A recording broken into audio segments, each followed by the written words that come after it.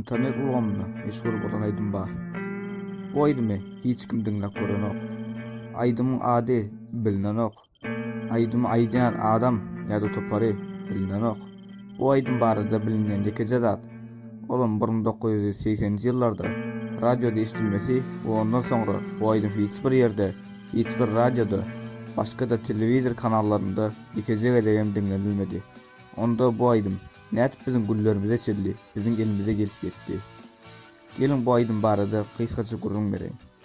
Aýdym bolsa videonyň soňunda goýaryn, şonda diňläp bilersiniz.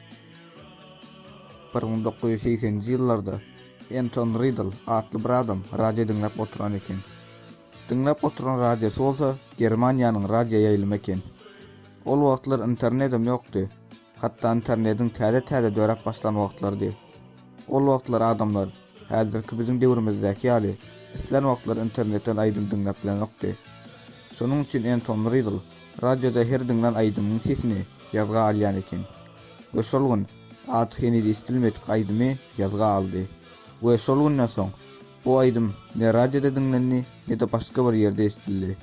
Soňam Anton Riddle bu aýdym ýazga alyp, bu aýdym barada gyzykly maglumatlary görüp bilmek üçin gözlege başlady. Aýdymy aýdýan adam kimdi? Nerede tapyp bilerdi? Anton Riddle'a ulu kömek 22 ýyl soň geldi. Ýagny 2006 ýylynda. Gabriel Weir atly ýazgyjy bir adam Anton Riddle'yň bu bilinmeýän aýdym barada gözlege geçirýänini bilýärdi. Bu olam şonuň bilen bile olam gözlege başlady. Emma şu barlagyň, şu gözlegiň netijesinde aýdymdan hiç bir ýeri ýokdy.